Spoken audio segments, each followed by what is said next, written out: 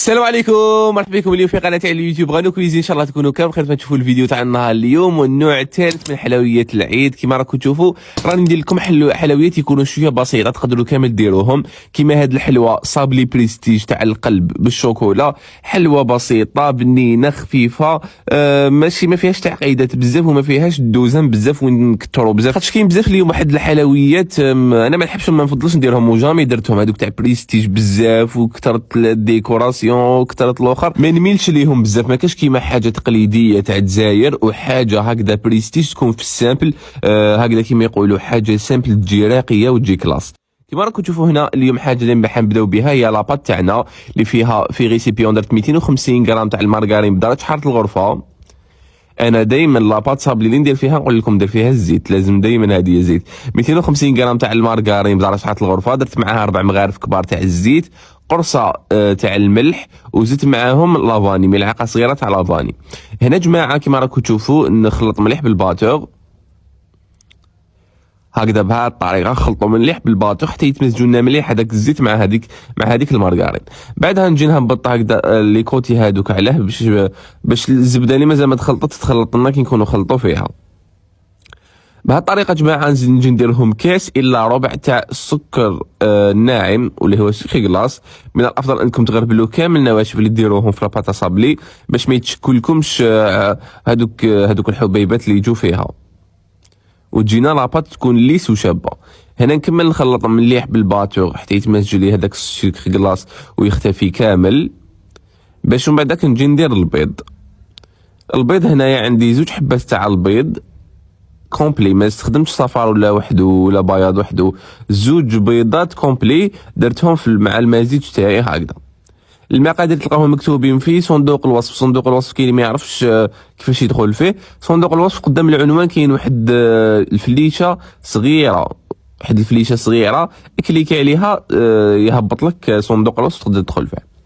هنايا بعد ما خلطت مليح هذاك البيض، شوفوا البيض خذوا وقتكم فيه، خاطش علاش لو كان ما تخلطوش مليح البيض مع المكونات رايحين دوك نفهمكم، رايح لاباط تاعكم تجيكم تتفتت شغل تتشقق، ماشي ملمومه مع بعضها، لازم تاخذوا وقتكم في البيض.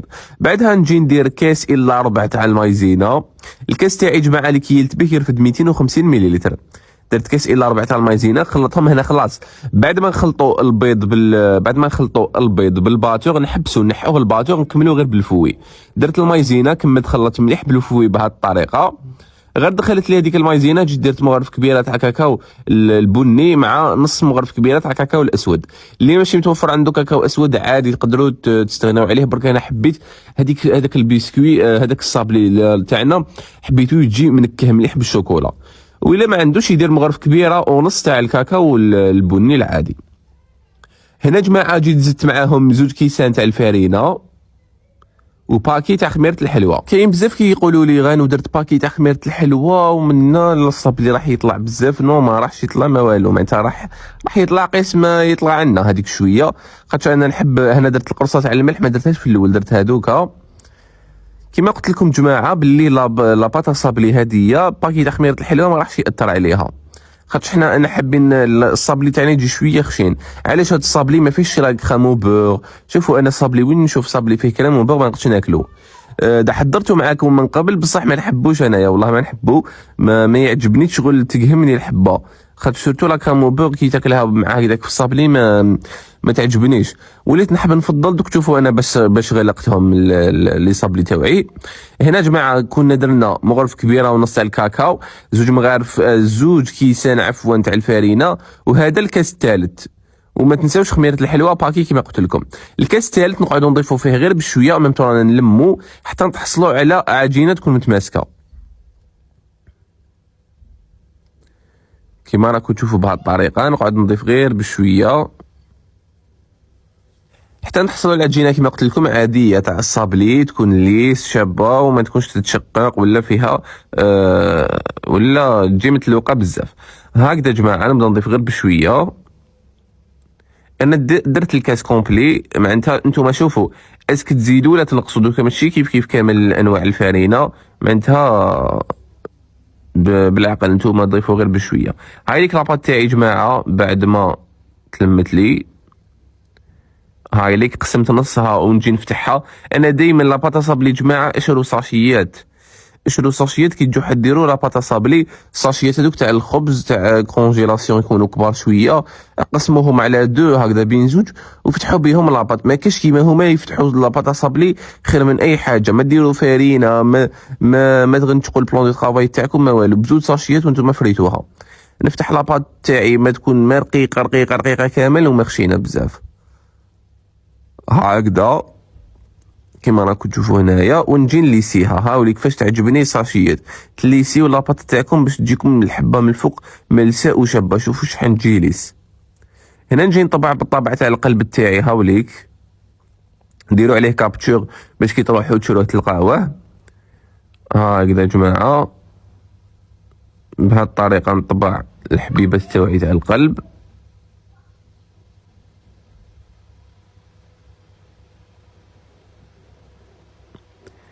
ونجي نكون درت سنيوه من قبل، درت فيها ورق الطبخ ونستف فيهم الحبيبات تاوعي، ندخلهم يطيبوا على 180 درجه حتى وين تشد روحها الحبه.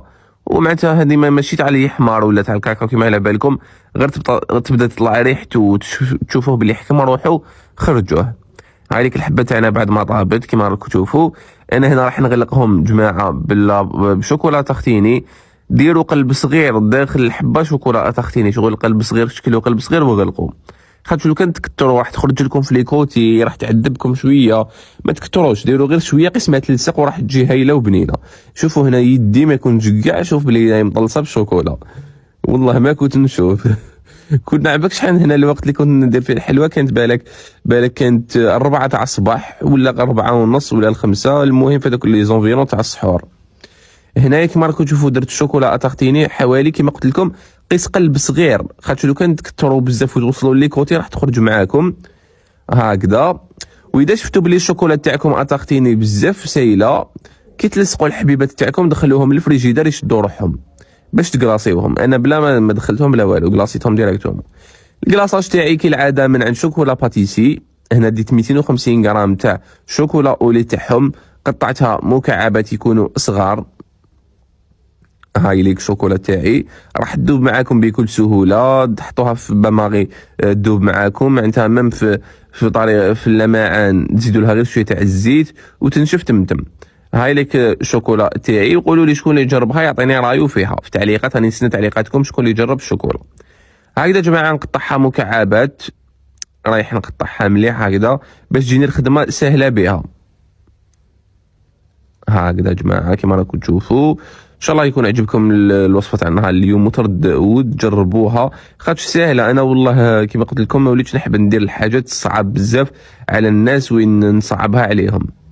هنا كيما راكم تشوفوا بعد ما قسمت الشوكولا تاعي قلنا 250 غرام تاع شوكولا اولي، وزدت معها قطعه تاع شوكولا نوار تاع 25 غرام، ودرتهم فوق حمام مائي حتى وين يذوبوا. بعدها ضفت لهم 2 مغارف كبار تاع الزيت، وجيت خلطتهم هكذا مليح بالمغرف باش نجي نكلاصي بهم.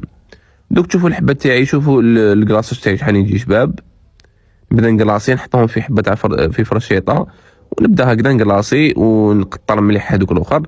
انا دائما نحط بابي كويسون قدامي ونحط الحبه بلا شبكه بلا والو. ما تعيوا روحكم، ما هذيك الشبكه تتوسخ لكم، تقعد الشوكولا تيبس فيها، ما والو. بابي كويسون وانتم فريتوها، قطروها مليح بالشوكولا وحطوها تنشف. شوفوا الحبه تاعي بعد ما نشفوا كيفاش درت لي زيكزاك تاعي يا جماعه. هاد لي زيكزاك هذيك الشوكولا اللي كلاصيت بها، شوكولا اولي مع شوكولا نوار اللي ذوبناها، ضفت لها شويه تاع الشوكولا بلون وعاود حطيتها فوق حمام مائي حتى وين يولي اللون تاعها كلاغ. معناتها انتم تحكموا في اللون تاع الشوكولا هذه تاع لي زيكزاك، ولازم تكونوا خفاف فيها في التزيين. وهذا ما كانوا قطعوا شويه من هذيك لابوش تاعكم وزيكزاكي وزينوها بشويه تاع ورقه ذهبيه. وهذه الوصفه بسيطه وانيقه، وان شاء الله تكون عجبتكم في وصفات اخرى ان شاء الله.